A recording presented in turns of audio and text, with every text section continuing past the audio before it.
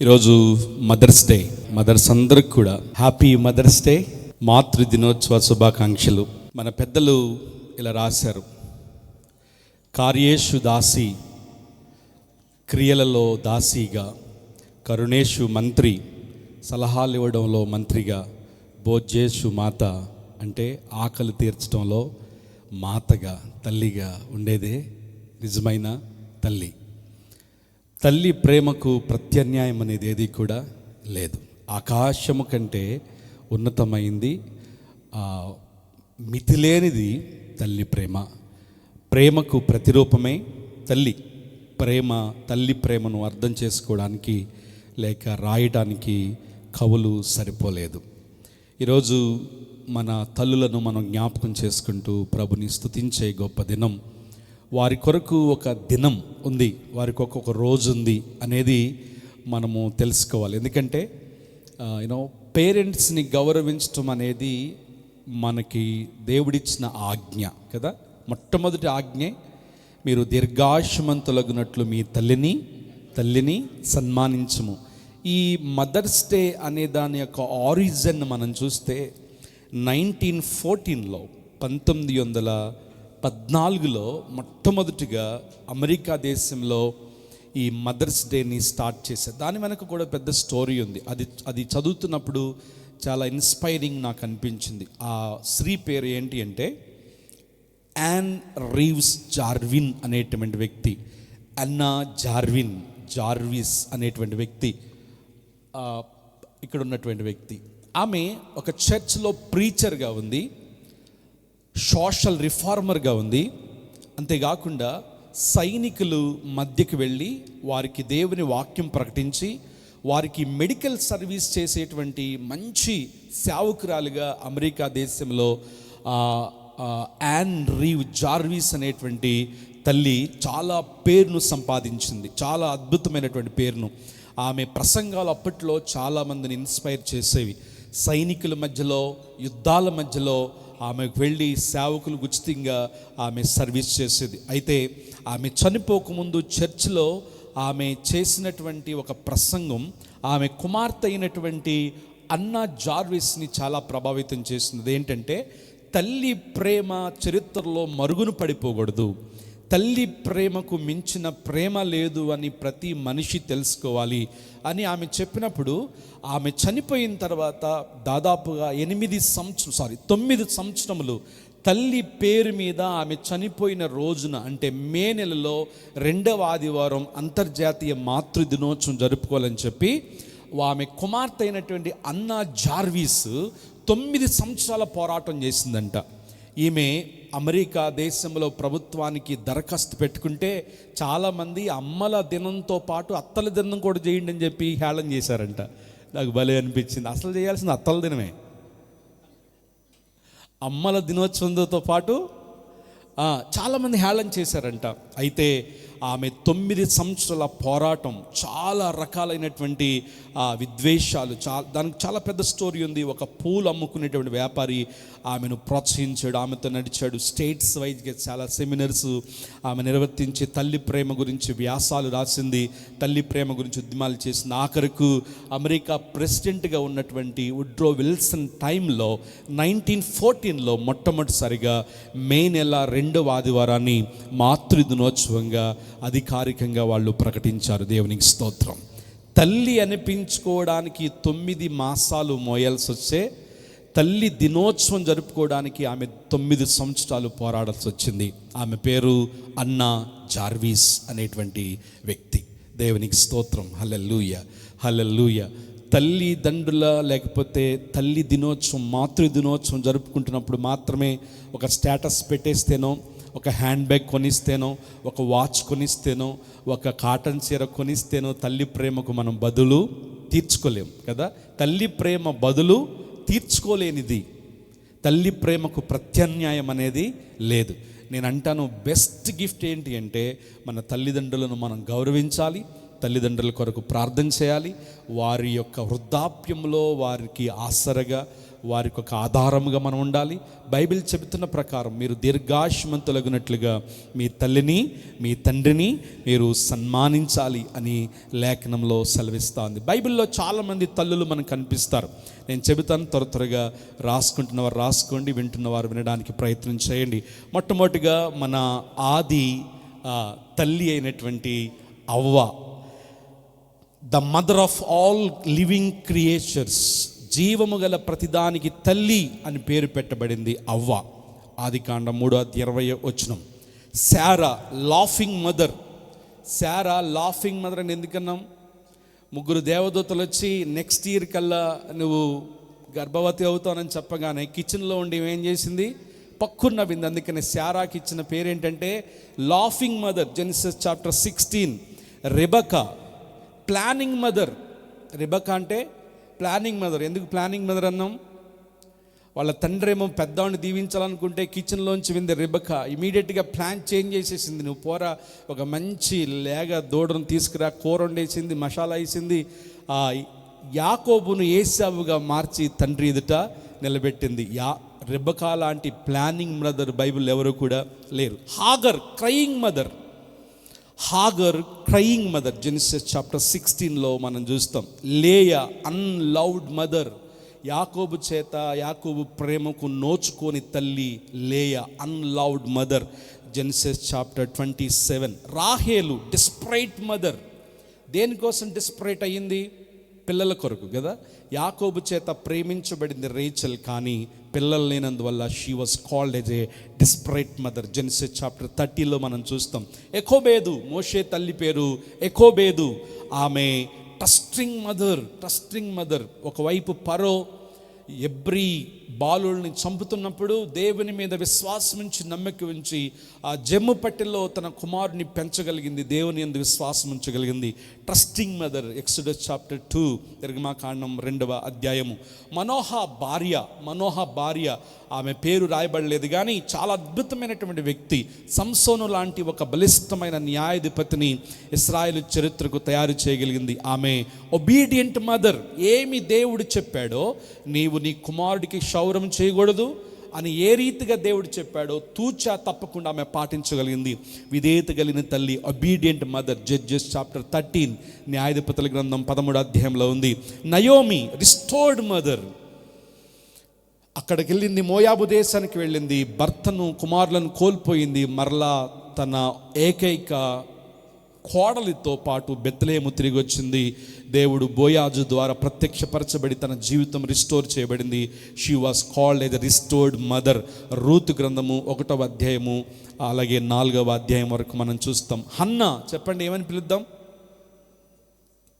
Hannah praying mother కదా. Praying mother. Very good Joy.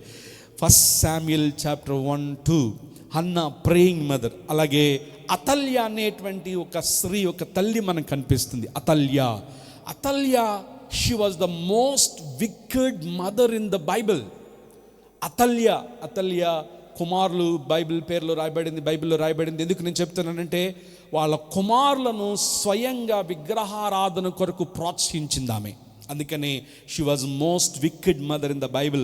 2 Chronicles 2వ దినవృత్తాంతాల గ్రంథం 22 నుంచి 33 వరకు అది మనకు కనిపిస్తుంది. ఆ తర్వాత సారేపతు విధవరాలు, హాస్పిటబుల్ మదర్ అంటే ఆతిథ్యం ఇచ్చే తల్లి. 1 కింగ్ చాప్టర్ 17లో మనకి సారేపతు విధవరాలు తనకున్న ఏకైక కుమారుడు దేవుని దాసుడైనటువంటి ఏలియాకు వాళ్ళు ఇచ్చిన ఆతిథ్యం మనం చూస్తున్నాం. తర్వాత షునేమి తల్లి, డిటర్మైండ్ మదర్ అంటే ఆమె అంది కదా, మీ ఇంటికి పోతున్నటువంటి ఆయన దైవజనుడే, మంచి దైవజనుడే అని చెప్పి వాళ్ళ ఇంటి మీద ఏం చేసిందంట, ఒక గది కట్టించి ఆ దైవజనుడి కొరకు మంచమును అలాగే బైబిల్ పెట్టుకోవడానికి ఒక టేబుల్ అన్నీ ఆమె సిద్ధపరిచింది. She was determined mother. ఆ తర్వాత మేరీని ఏమని పిలుద్దాం? యేసుక్రీస్తు తల్లి అయిన మేరీ. దేవదూతలు చెప్పిన వండర్ఫుల్ బ్లెస్సెడ్ మదర్. నీవు భూలోకమందంతటా స్త్రీలలో నీవు ధన్యురాలవు అనబడదు. ఆఖరిగా మీరందరూ దేవుని చేత ఏర్పరచబడి దేవుని చేత గర్భఫలం పొందుకుని తల్లులుగా పిలువబడుతున్న మీరందరూ సామెతల గ్రంథం 31వ ప్రకారం you are all noble mothers. Noble mothers. దేవుని చేత పిలువబడి ఆ వరమును పొందుకున్న మీరందరూ కూడా నోబుల్ మదర్స్. గట్టిగా చప్పట్లు కొడదామా? సామెతల గ్రంథం 31వ అధ్యాయంలో మనం చదువుకుంటాం. ఆ తల్లి పెందల కాడనే లేస్తున్నారా? తల్లులు పెందల కాడనే. మీ భర్త కాఫీ పెడితేనే లేస్తున్నారా? పెందల కాడనే లేస్తుంది. వాళ్ళ ఇంటి కొరకు భోజనం సిద్ధపరుస్తుంది, పనివారి కొరకు బెత్తము సిద్ధపరుస్తుంది. తన భర్త వ్యాపారమునకు పోయినప్పుడు భర్త కొరకు ఎదురు చూస్తుంది, భర్త కొరకు ప్రార్థన చేస్తుంది. వారి పిల్లలు ఇంటి బయట ఊరి గవెనలో ఆమె ధన్యురాలని ఆమెను పొగుడుదురు. ఆమె యొక్క ఖ్యాతి రాజ్యముల వైపు వ్యాపిస్తుంది. ఇవన్నీ కూడా నోబుల్ మదర్కు ఉండాల్సినటువంటి లక్షణాలు. డివైన్ ఉమెన్స్ అందరూ కూడా, డివైన్ మదర్స్ అందరూ కూడా నోబుల్ మదర్స్. ఒకళ్ళు రాకపోతే ఇప్పటి నుంచి ప్రయత్నం చేయండి, రైట్? ఇకనైనా మీరు నోబుల్ మదర్స్గా ఉండటానికి ప్రయత్నం చేయండి. మరొకసారి పిల్లరా, బైబిల్లో గుడ్ మదర్స్ ఉన్నారు, బ్యాడ్ మదర్స్ కూడా ఉన్నారు. గుడ్ మదర్స్లోంచి మనం నేర్చుకోవాల్సిన ఆత్మీయ పాఠాలు ఉన్నాయి, అలాగే బ్యాడ్ మదర్స్లో నుంచి నేర్చుకోవాల్సిన పాఠాలు ఉన్నాయి. నేను అంటాను, బ్యాడ్ మదర్స్ ఎవరు ఉండరు, అందరూ మంచి తల్లులే. జన్మనివ్వడమే మంచి విషయం, దేవుడి చేత ఏర్పరచబడి గర్భఫలం పొందుకోవడమే మంచి విషయం. ఈరోజు ఒక ప్రత్యేకమైన రీతిలో మీరు ఎప్పుడు వినని ఒక పత్రికలో నుంచి దేవుని వాక్యం మీ ముందుకు తీసుకురావడం కొరకు పరిశుద్ధాత్మ ద్వారా ప్రేరేపించబడుతున్నాను. 2 జాన్, యాకోబు రాసిన 2వ పత్రిక. బైబిల్లోనే చిన్న పత్రిక, బైబిల్లోనే చిన్న పుస్తకం, smallest book in the Bible. చెప్పండి, 2 జాన్. 2వ యోహాను పత్రిక. నా మాట వినండి. బైబిల్లో సంఘాలకు రాసిన పత్రికలు ఉన్నాయి, పాస్టర్స్కి రాసిన పత్రికలు ఉన్నాయి, రాజులకు రాసిన పత్రికలు ఉన్నాయి, స్నేహితులకు రాసిన పత్రికలు ఉన్నాయి. But there is only 1 letter written, క్రీస్తు శకము 85వ సంవత్సరం రాయబడిన ఉత్తరం. అది ఎవరికి రాయబడిందంటే ఒక తల్లికి రాయబడిన ఉత్తరం. So today our message entitle with the sermon title ఏంటంటే లెటర్ టు ద మామ్.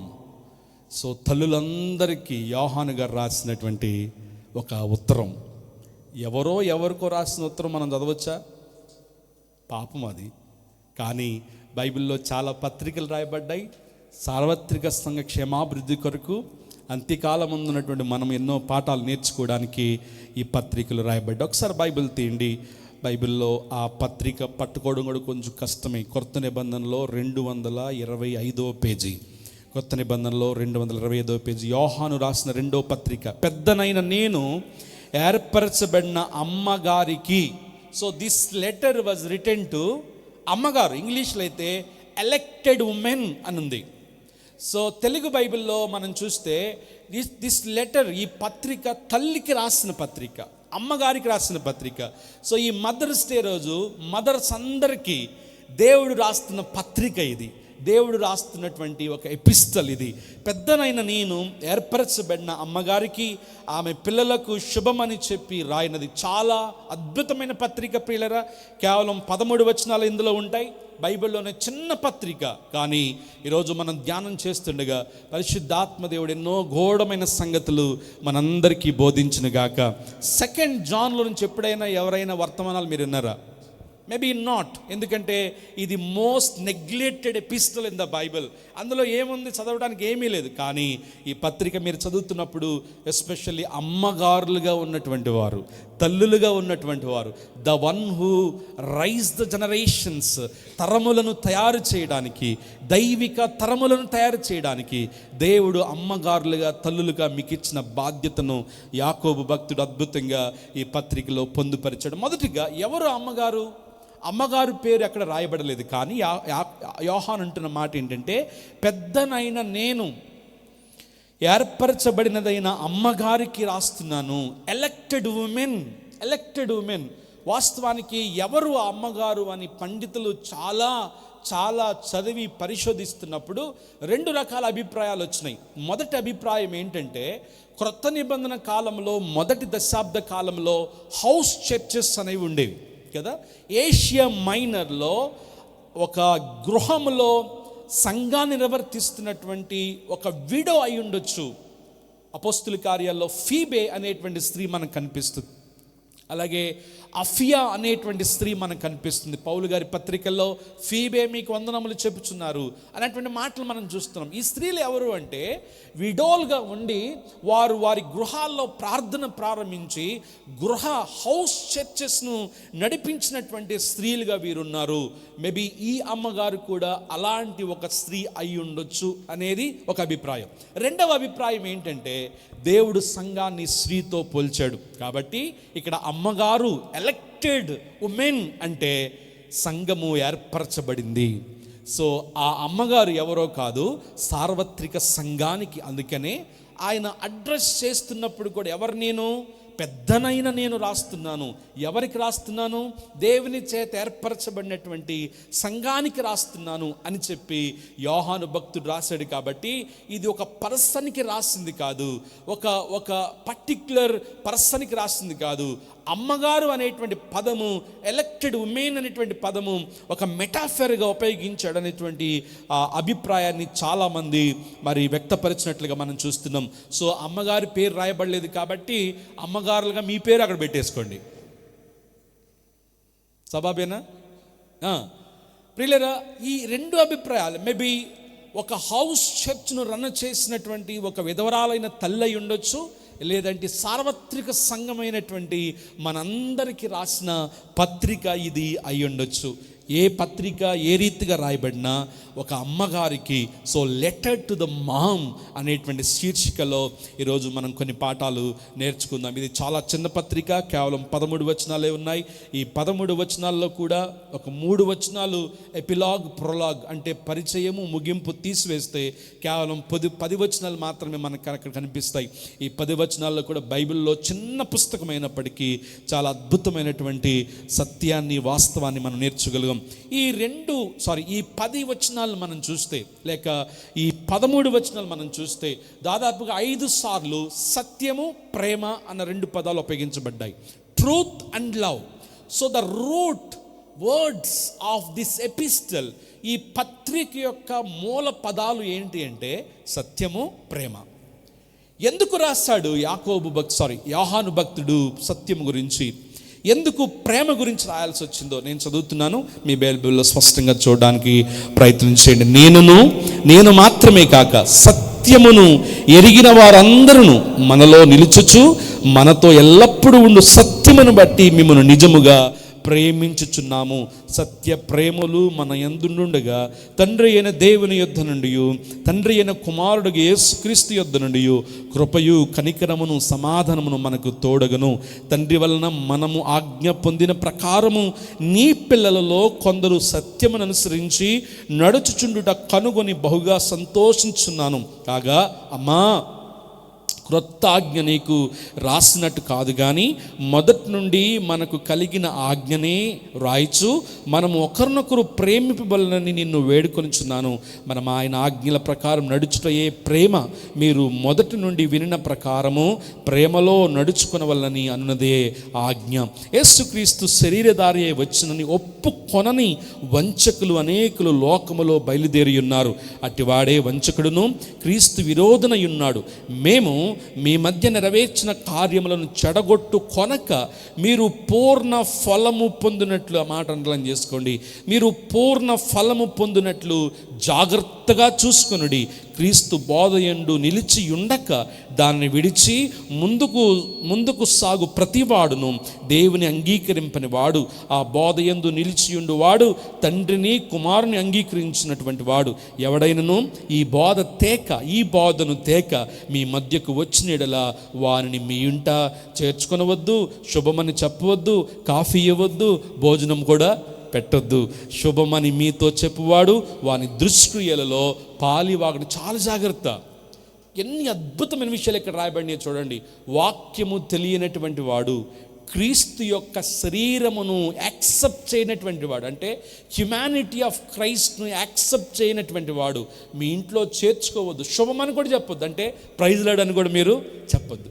ఎన్ని లోతైన విషయాలు యోహాను ఈ పత్రికలో రాశాడో మనము జ్ఞాపకం చేసుకుందాం. ప్రియులారా, లెటర్ టు మామ్, తల్లికి యోహాను రాస్తున్నటువంటి ఈ పత్రికలో మనం నేర్చుకోవలసిన మాట 3 రెస్పాన్సిబిలిటీస్ ఆఫ్ మదర్స్.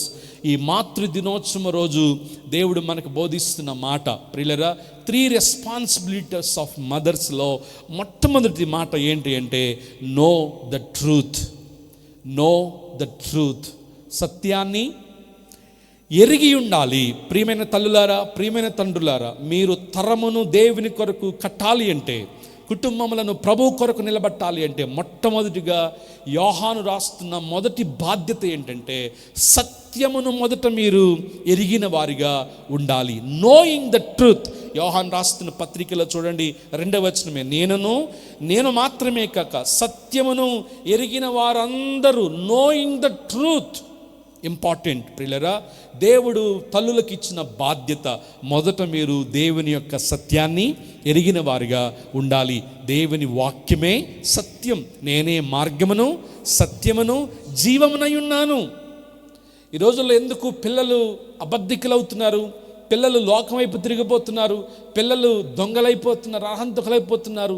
దేవుడు పెట్టిన బాధ్యత ఏదైతే ఉందో దాన్ని సరిగ్గా విస్మరించట్లేదు కాబట్టి పిల్లలు లోక మార్గంలోనికి వెళ్ళిపోతున్నట్లుగా మనం చూస్తున్నాం. దేవుడు సత్యమై ఉన్నాడు. సత్యము మిమ్మలను స్వతంత్రులుగా చేస్తుంది. సత్యము మనకు స్వేచ్ఛతను కలిగిస్తుంది. సత్యము మనల్ని దేవుని యొద్దకు నడిపిస్తుంది. సో పేరెంట్స్గా ఉంటున్న వారు, మామ్స్గా ఉంటున్నటువంటి వారు మొదటిగా సత్యాన్ని ఎరిగి ఉండాలి. హల్లెలూయా. ఏ టైంకి ఏ సీరియల్ వస్తుంది, ఏ సీరియల్ ఏ టైంలో అయిపోద్ది, ఆ సీరియల్లో యాక్టర్ పేరేంటి, మొట్టమొదటిగా ఇక్కడ సాయంత్రం 6 గంటలకు ప్రారంభమైతే మరలా 12 o'clock వరకు ఏ ఛానల్లో ఏ సీరియల్ ఏంటి, మొత్తం ఆ నాలెడ్జ్ అంతా ఉంటుంది కొంతమంది దగ్గర. కానీ దేవుని వాక్య సంబంధమైన సత్యం చాలామందిలో ఉండట్లేదు. ఎక్కడ సత్యం కొదువవుతుందో ఆ కుటుంబాలు దేవుని వాక్యములో కట్టబడలేవు, దేవుని ఎరిగినటువంటి వారిగా ఉండలేడు అన్న విషయాన్ని మనం జ్ఞాపకం చేసుకోవాల్సిన వారమై ఉన్నాం. సత్యాన్ని మనం ఎరిగి ఉండకపోతే దేవుడు మనకిచ్చిన గర్భఫలాన్ని మనం రాంగ్గా లీడ్ చేస్తాం. హేరోదు బర్త్డే రోజు ఏం జరిగింది మీకు గుర్తుంది కదా. ఆమె అద్భుతంగా డాన్స్ చేసింది. డాన్స్ చేయగానే వాళ్ళ ముందు చాలా ఎచ్చిపోయాడు హేరోదు. నా కుమార్తె అద్భుతంగా డాన్స్ చేసింది, ఇమీడియట్గా ఏం కావాలి అడిగమ్మా అంటే, ఈ పాప ఏం అడగాలి, డాడీ నెక్లెస్ కొనిపెట్టి, డాడీ ఎప్పటి నుంచో ఆడుకుంటున్నాను. ఇప్పుడు పిల్లలైతే iPhone 15, 16, 17 మ్యాక్సో ఏదో కావాలని అడుగుతారు. కానీ ఈ పాప ఏం అడిగింది తెలుసా? దైవజనుడైనటువంటి యోహాను యొక్క శిరస్సును బంగారు పళ్ళెంలో తీసుకొచ్చి అడిగింది. వయసుకు మించినటువంటి కోరిక, ఎందుకంటే ఆమెను రాంగ్గా గైడ్ చేసింది తన తల్లి అయినటువంటి సలోమి. ప్రియులరా, పిల్లలు సన్మార్గంలో నడవాలంటే మొదట తల్లిదండ్రులు సత్యములో నేచర్ పోషించబడిన వారై ఉండాలి, సత్యమును ఎరిగిన వారై ఉండాలి, సత్యమును గ్రహించిన వారై ఉండాలి.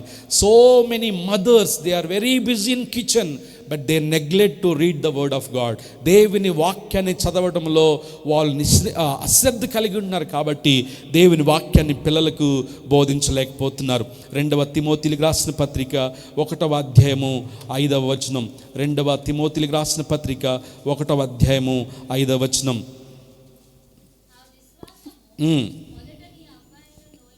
ఆ విశ్వాసము మొదట నీ అవ్వైన లోయలోను వసించను. ఎట్లా వచ్చింది ఇది? జనరేషనల్గా వస్తున్నటువంటి వాక్య జ్ఞానము. వాక్యం వినుటి ద్వారా ఏం కలుగుద్ది? విశ్వాసము కలుగుద్ది. ఆ విశ్వాసం అవ్వలో నుంచి కొన్ని ఫ్యామిలీస్లో చూసుకుంటే నక్లెస్లు, ఏమంటే బంగారపు ఆభరణాలు, ఇది మా తల్లిది, ఆ తల్లికి ఇంకొక తల్లి ఇచ్చింది, ఆ తల్లికి ముందు ఇది జనరేషనల్గా ఆ బంగారం వస్తూనే ఉంది ఇంకా. కానీ క్రైస్తవ కుటుంబాల్లో రావాల్సిన వారసత్వం ఏంటంటే విశ్వాసపు వారసత్వం. అవ్వలో నుంచి తల్లికి వచ్చింది, తల్లిలో నుంచి తిమోతికి వచ్చింది. తిమోతి ఎంత అద్భుతమైన పరిచర్య చేశాడో క్రొత్త నిబంధనలో మనం చూస్తున్నాం. ప్రియమైన తల్లులారా, దేవుని వాక్య జ్ఞానము, దేవుని వాక్య సత్యం మీరెంత ఎక్కువగా ఎరిగి ఉంటే అంత శక్తివంతముగా, అంత ఫలవంతంగా మీ పిల్లలను దేవునిలో పెంచొచ్చు. ఒక అబ్బాయి దొంగతనం చేసి పట్టబడ్డాడంట. దొంగతనాలు చేశాడు. ఆఖరికి వాడి పాపం పండి పట్టబడి న్యాయస్థానంలో వాడికి ఉరిశిక్ష విధించారంట. ఆఖరికి అడుగుతారు కదా, ఏం కావాలి నీకు, ఫైనల్ కోరిక ఏంటని అడిగితే, ఒకసారి మా అమ్మని అన్నాడంట. మా అమ్మని చూడాలని, ఇప్పుడు ఆఖరి కోరిక తల్లిని చూడాలనుకుంటున్నారు అనగానే తల్లిని పిలిపించారంట. సో కొద్ది నిమిషాలు ఉరిదీయబడబోతుండగా తల్లి దగ్గరికి వచ్చి ఏదో చెబుదామని చెవి దగ్గర వంగాడంట. ఆమె చెవిలో ఏదో చెప్తున్నాడు అనుకున్నారు, కానీ ఆఖరికి ఆమె చెవిని కొరికేశాడంట. ఏంటి అంటే చిన్నప్పుడు స్కూల్లో పెన్స్ దొంగలిస్తున్నప్పుడు ఇది దొంగతనం అని మా అమ్మ చెప్పింటే, పక్కన షాప్స్లో చిన్న చిన్న దొంగతనాలు చేస్తున్నప్పుడు మా అమ్మ ఖండించుండుంటే ఈరోజు నేను ఇంత పెద్ద శిక్షను కాదు. ప్రియులరా, బోధించాల్సిన బాధ్యత తల్లుల మీదనే ఉంది. అందుకనే తల్లి ఒడియే ప్రతి వ్యక్తి కూడా మొట్టమొదటి పాఠశాల. సో మీ పిల్లలకి ఏం బోధిస్తున్నారు మీరు? You should know the truth. సత్యం అనేటువంటి పునాది మీద మీ పిల్లలు కట్టబడాలి అంటే మొదట దేవుని వాక్యాన్ని మీరు ఎరిగిన వారిగా ఉండాలి, సత్యాన్ని గ్రహించిన వారిగా ఉండాలి, సత్యాన్ని బోధించేటువంటి వారిగా మీరు ఉన్నప్పుడు మీ పిల్లలు కూడా దేవుని యొక్క వాక్యం ఎదుగుతారు, ప్రభువుని గ్రహించగలుగుతారు, దేవుని కొరకు జీవించగలుగుతారు. బైబిల్లో మనం చూసినప్పుడు చాలామంది తల్లులను మనం చూస్తాం, దేవుని వాక్యాన్ని వారి హృదయాల్లో నూరిపోసినటువంటి వారు, విశ్వాసాన్ని నూరిపోసినటువంటిదా మనం చెప్పుకున్నాం. ఎకోబేదు లాంటి ఎంతోమంది గొప్ప తల్లులు ఏమండి, ఆ పరిస్థితులు విభిన్నంగా ఉన్నా కానీ, వారి పరిస్థితులు చాలా క్లిష్టంగా ఉన్నా కానీ దేవుని యందు విశ్వాసము కలిగి బిడ్డలను ఎలా కాపాడుకుందంటే, ఆ నీళ్లు లోపలికి ఇంకనటువంటి ఒక జమ్ము పెట్టు తీసుకొచ్చి కీలు పూసి దాని నైలు నదిలో వదిలింది. ప్రియులారా, మీ పిల్లలను లోకం అనేటువంటి నైలు నదిలో మీరు విడిచిపెట్టినా ఆ నీళ్లు లోపలికి రాకుండా ఉండాలి అంటే ఆ పెట్టె చుట్టూ మీరు కీలు అనేటువంటి దేవుని వాక్యాన్ని పూయాలి. Hallelujah. Their thoughts, their habits must be protected with the word of God. వారి బయటకు వెళుతున్నప్పుడు, లోపలికి వస్తున్నప్పుడు వారి ఆలోచనలు, వారి అలవాట్లు దేవుని వాక్యము చేత నిత్యము కూడా భద్రపరచబడి ఉండాలి. హల్లెలూయా. అది కొన్నిసార్లు ఫ్రెండ్స్ ఎక్కడికి తీసుకువెళ్ళినా వాళ్ళ మనసులో ఒక భయం ఉండాలి. అదేంటంటే, దేవుడు చూస్తున్నాడు, ఇది నా తల్లిదండ్రులకు. అలాంటి భయాన్ని మనం పిల్లల్లో పెట్టినప్పుడు, వాక్యానుసారంగా వారి జీవితాల్లో మనం పెట్టినప్పుడు పిల్లరా, వారి సత్య మార్గంలో ఎప్పుడు కూడా పోరు అనేటువంటి విషయాన్ని జ్ఞాపకం చేసుకోవాలి. దేవుడు మీకు ఇచ్చిన గర్భఫలము, నేను మార్నింగ్ చాలా ఆర్టికల్స్ అవుతున్నాను, గర్భఫలం కొరకు ఎదురు చూస్తున్నటువంటి వారు ఇంకా కొన్ని కోట్ల మంది ఉన్నారు. కానీ దేవుడు ఆ భాగ్యం మీకు అనుగ్రహించి అమ్మా అని పిలిపించుకునే గొప్ప వరాన్ని ప్రభు మీకు ఇచ్చాడు. సో మీకు ఇచ్చిన పిల్లలను సత్యాన్ని బోధిస్తున్నారా, సత్య మార్గంలో నడిపిస్తున్నారా? కొన్నిసార్లు మీ హస్బెండ్స్ ఏమైనా మంచి మాటలు చెప్తుంటే, ఎందుకు పిల్లోడు పద్దాగా చింపేస్తావాడిని, ఎందుకు పద్దాగా ఇసుకిస్తావు, ఎప్పుడు ఇదే నీకు అని హస్బెండ్ మీద అరవద్దు. పిల్లరా, సత్యాన్ని మీరు బోధించకపోతే లోకం అసత్యాన్ని పిల్లలకి బోధిస్తుంది. సో ఫస్ట్ మాట ఏంటి అంటే, you should know the truth. సత్యాన్ని ఎరిగి ఉండాలి. రెండవదిగా, ప్రాక్టీస్ ద ట్రూత్. మామ్స్కి యోహాను రాస్తున్న లెటర్లో రెండవ మాట ఏంటంటే, ప్రాక్టీస్ ద ట్రూత్. 4వ వచనం నుంచి 6వ వచనం వరకు మనం చూస్తే, 4వ వచనంలో, తండ్రి వలన మనం ఆజ్ఞ పొందిన ప్రకారము మీ పిల్లలలో కొందరు సత్యమును అనుసరించి నడుచుచున్నారని నేను కనుగొన్నాను. సత్యాన్ని అనుసరించి నడుచుకొనిచున్నారు. Practising the truth. మనం ఏది విన్నామో, living out what you believed. నువ్వు ఏమి నమ్మామో, ఏమి విన్నామో దాన్ని క్రియల్లో చూపించడమే ప్రాక్టీసింగ్ ద ట్రూత్. హల్లెలూయా. అది ఎక్కువ మంది బోధిస్తున్నాం, కానీ పిల్లలు దాన్ని ప్రవర్తనలో చూపించలేకపోతున్నారు. So living out what we believed, మనం ఏమి నమ్మామో దాన్ని లోకములో చూపించేటువంటి వారంగా మనం ఉండాలి. సో తల్లులందరికీ యోహాను రాస్తున్న రెండో మాట ఏంటంటే, ప్రాక్టీస్ ద ట్రూత్. తల్లెళ్ళి గట్టును మేస్తే పిల్లెళ్ళి ఏదంటారు ఏంటండి, ఆవెళ్ళి చేలో మేస్తే దూడెళ్ళి గట్టును మేయదు. తల్లి ఎక్కడ మేస్తుందో పిల్ల కూడా అక్కడే మేస్తుంది. పిల్లలు తల్లులను చూసి నేర్చుకుంటారు, తల్లుల కోపాన్ని చూసి నేర్చుకుంటారు, తల్లుల మాట తీరు నుంచి నేర్చుకుంటారు, తల్లుల అణుకువని నేర్చుకుంటారు. మీరు ఆ డ్రెస్సింగ్ టేబుల్ దగ్గర ఏమండి మంచిగా రెడీ అయ్యి పక్కకు రాగానే తర్వాత మీ పాప వెళ్తుంది అన్నమాట. మీరు ఎలా రెడీ అయ్యారో, ఎలా లిప్స్టిక్ వేసుకున్నారో, ఎలాగా చేసుకున్నారో మీ పాప మిమ్మల్ని అనుకరిస్తుంది. అవునా కదా? మీ పిల్లలు మిమ్మల్ని అనుకరిస్తారు. పిల్లరా, మీరు సత్యాన్ని ప్రాక్టీస్ చేస్తే ఆ తర్వాత పిల్లలు, అక్కడ రాయబడిన మాట అద్భుతంగా యోహాన్ రాశాడు చూడండి, నీ పిల్లలలో కొందరు సత్యమును అనుసరించి నడుచుకునిచున్నారని కనుగొని నేను బహుగా సంతోషిస్తున్నాను. గట్టిగా దేవునికి స్తోత్రం చెప్పండి. Hallelujah. Your children must follow and practice the truth.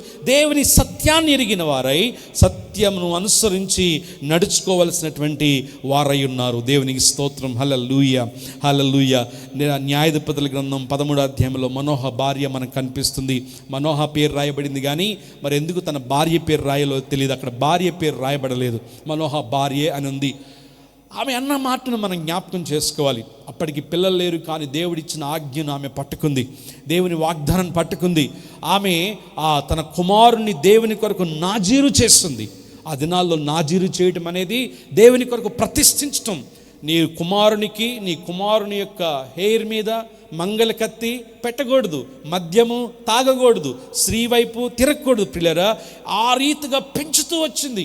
అక్కడ 13వ అధ్యాయంలో మనోహ తన భార్య యొక్క సంభాషణ మనం చూసినప్పుడు మనోహ అంటాడు, నీ దృష్టికి ఏది ఉత్తమమో దాన్ని దేవుని కొరకు నీవు చేయాలి. హల్లెలూయా.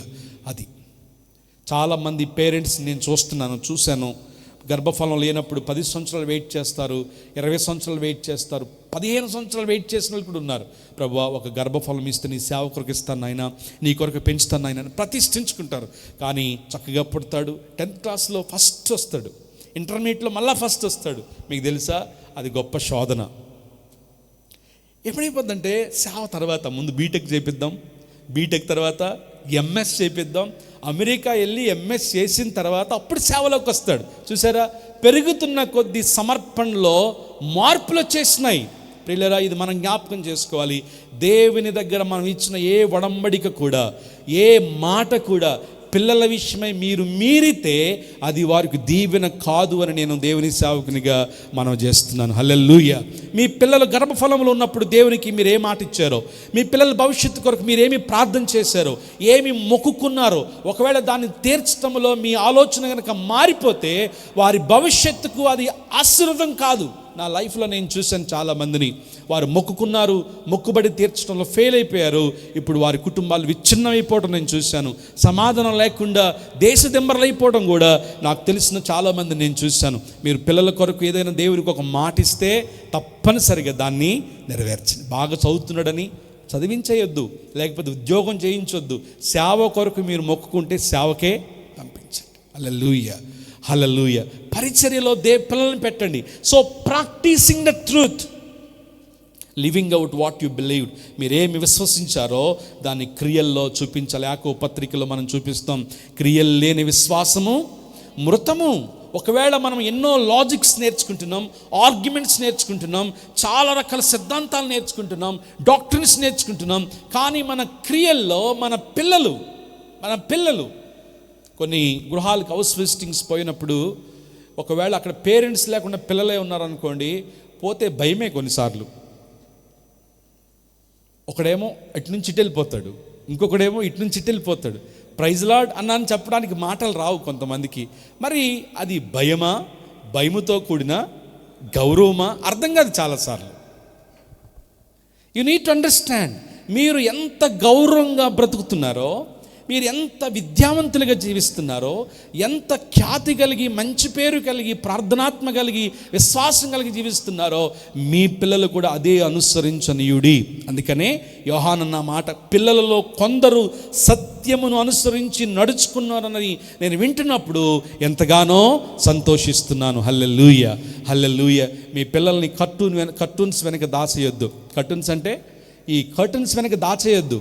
మీ పిల్లల్ని రూములో పెట్టి ఇచ్చేయొద్దు. ప్రియులారా, సత్యమును అనుసరించి వాళ్ళు నడవటము లోకము చూడాలి. హల్లెలూయా, హల్లెలూయా. మన సమర్పణ, మన విశ్వాసం, మన ప్రార్థన జీవితం మరి ప్రియులు మన పిల్లల ద్వారా. అందుకనే ఏమండి, కొన్ని ఫంక్షన్స్ మీరు పోయినప్పుడు, లేక మీరు పోకుండా మీ పిల్లలకు పోయినప్పుడు, ఫర్ ఎగ్జాంపుల్ మీ పిల్లలు వాళ్ళకి తెలియదు అనుకోండి, నా మాట వినండి, మీరు ఎవరి పిల్లోడు అని అడగమసర్లే. వాళ్ళని చూడంగానే మీరు కిరణాల అబ్బాయా, మీరు ప్రవీణ్ గారు అబ్బాయి అని చెప్పగలగాలి. ఎలాగా మీ పిల్లల ప్రవర్తన బట్టి, మీ పిల్లల మాట తీరును బట్టి you are children of so and so అని వాళ్ళు గుర్తుపట్టగలగాలి. హల్లెలూయా. ఆ రీతిగా మనం పిల్లల్ని పెంచగలగాలి. దేవునికి స్తోత్రం. సో మొదటిగా నో ద ట్రూత్, సత్యాన్ని ఎరిగి ఉండాలి మదర్స్. రెండవదిగా ప్రాక్టీస్ ద ట్రూత్, సత్యాన్ని అనుసరించాలి. సత్యాన్ని పిల్లలకు నడవడికలో చూపించడం మనం నేర్పించాలి. ఇది చాలా చాలా చాలా ప్రాముఖ్యం. చాలా న్యూస్ మనం చూస్తున్నాం, చాలా రకాలైనటువంటి దుర్దినాలు, అపాయకరమైనటువంటి వార్తలు మనం చుట్టూరే జరగడం మనం చూస్తున్నాం. అది ఒకవేళ మీ పాపకు లేకపోతే మీ పిల్లలకు పెళ్ళైతే వాళ్ళ వివాహ బంధాల్లో మీరు అడుగులు పెట్టద్దు. మీరు ప్రతి దాంట్లో జోక్యం చేసుకోవద్దు. నీకేం తక్కువే, వచ్చేసాయి అనొద్దు. లేకపోతే ఒకవేళ మీ అల్లుడు సరిగ్గా చూసుకోవట్లేదు అనుకోండి, మీ కోడలు సరిగ్గా చూసుకోవట్లేదు అనుకోండి, ఇంకొక కిరసనాయలు చొక్కేసి ఆ మంటని మీరు ఇంకా పెద్ద చేయొద్దు. అణుకువ కలిగి, ఆత్మీయ జ్ఞానం కలిగి మీ పిల్లల జీవితాల్లో మీరు ఒక ఆత్మ సంబంధమైనటువంటి తల్లుల వలె ఉందురుగాక. చాలా ఫ్యామిలీస్ పెళ్ళయిన తర్వాత కొలాప్స్ అయిపోవడానికి కారణం ఏంటంటే, రీసెర్చ్లో చెప్పింది ఏంటంటే అత్తల యొక్క అత్యుత్సాహము. ఎంతమంది ఏకీవిస్తారు? మేబీ ప్రియులరా, ఇది రేపొద్దున మనం కూడా అత్తలమే, మీరు కూడా అత్తలే, జాగ్రత్తగా ఉండాలి. కాబట్టి అణుకువ కలిగి, జ్ఞానము కలిగి, అందుకని నేను ప్రతి పర్యాయం కూడా నయోమిని, రూతుని జ్ఞాపకం చేస్తాను. ఎంత అణుకువ, ఎంత తగ్గింపు. ఆ కోడల్ని ప్రేమించిన అత్తకు ఎదురు చెప్పని కోడలు.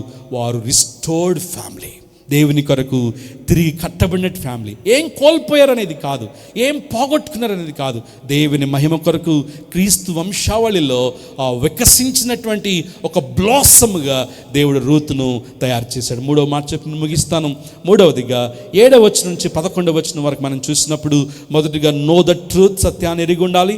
రెండవదిగా ప్రాక్టీస్ ద ట్రూత్, సత్యాన్ని అనుసరించాలి. 3వదిగా గాడ్ ద ట్రూత్, సత్యాన్ని కాపాడాలి. ఆ బాధ్యత దేవుడు మదర్స్ అందరి మీద దేవుడు పెట్టాడు. హల్లెలూయా. ప్రియులారా, మీ పిల్లలు ఫోన్లో ఏం చూస్తున్నారు, ఎక్కువగా ఏం ఫాలో అవుతున్నారు, ఏం రాసుకుంటున్నారు, ఎలా చదువుతున్నారు అని ఎంత మీరు శ్రద్ధ తీసుకుంటారో చూడండి. 7వ వచనం చూస్తే, యేసు క్రీస్తు శరీరధారి వచ్చునని ఒప్పుకొనని వంచకుల అనేకులు ఉన్నారు, లోకంలో బయలుదేరి ఉన్నారు. అట్టివాడే వంచకుడును క్రీస్తు విరోధనై ఉన్నాడు. నేను మీ మధ్యను నెరవేర్చిన కార్యములు చెడగొట్టు కొనక మీరు పూర్ణ ఫలము పొందినట్లు జాగ్రత్తగా చూసుకోండి. అమ్మా, మీ పిల్లలు విశ్వాసంలో ఎదుగుతున్నారు, సత్యాన్ని ఎరిగి ఉన్నారు, మంచిగా పాటలు పాడుతున్నారు, సంఘ సహవాసంలో ఉన్నారు, కానీ వంచకులు బయలుదేరారు. వారికి మంచి మంచి మాటలు చెబుతున్నారు, మంచి మంచి స్టోరీస్ చెప్తున్నారు, ఎల్ఈడి స్క్రీన్స్ పెడుతున్నారు, మ్యూజిక్ అనే ట్రాప్లో పిల్లల్ని ట్రాన్స్లోకి నడిపిస్తున్నారు. రకరకాల విభిన్నమైన బోధలు చేసి వారిని ప్రభు నుంచి దూరం చేస్తున్నారు. యోహాను అంటున్న మాట చూస్తున్నారా?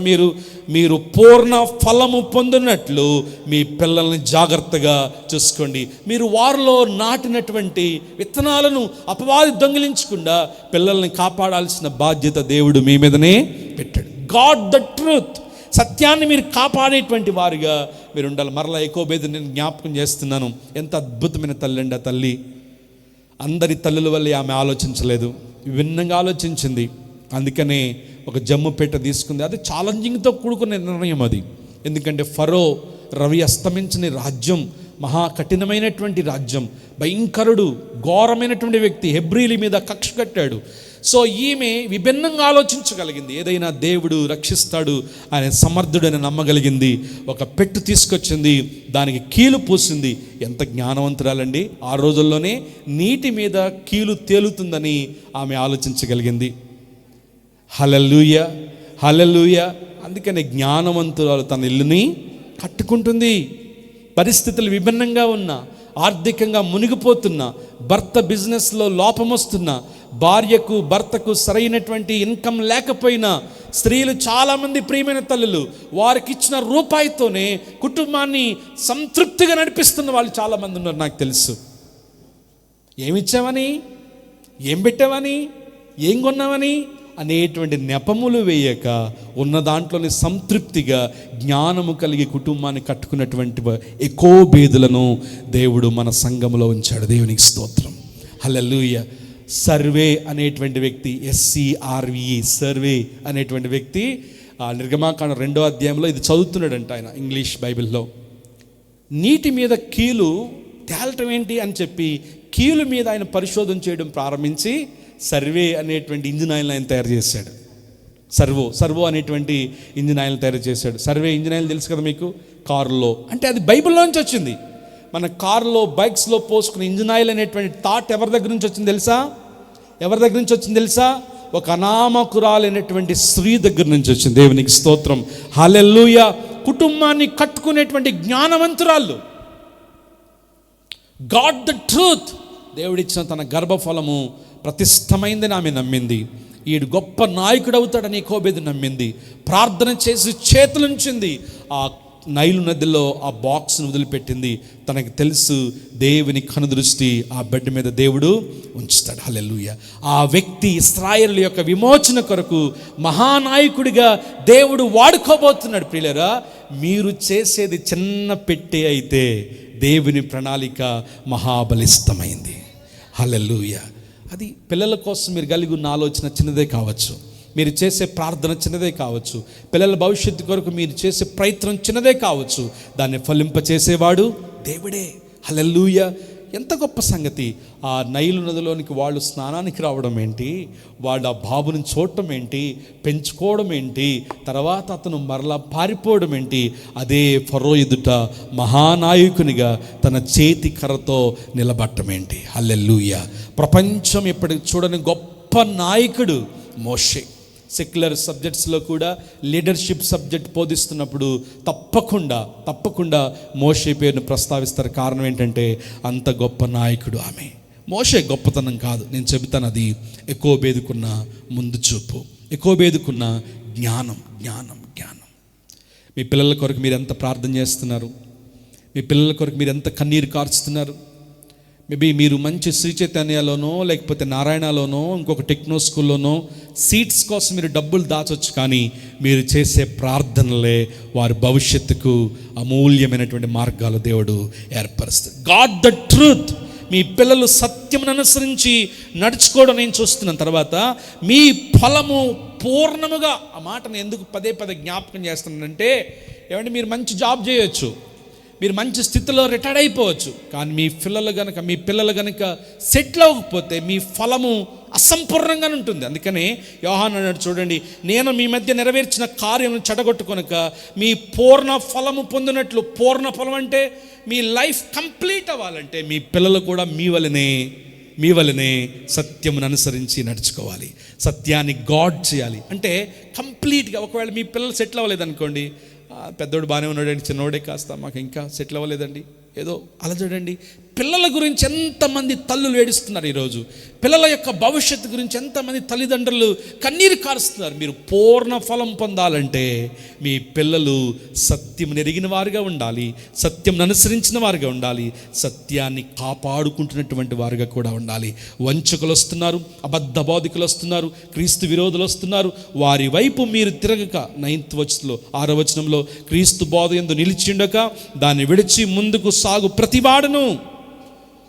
నిరర్ధకమైన తత్వజ్ఞానం కలిగి ఈ ఫోన్లో అది చూసి క్రీస్తు బోధ యందు నిలిచి ఉండక ఈ క్వశ్చన్స్ వేసేవాళ్ళు ఎక్కువైపోయారు ఈ రోజుల్లో.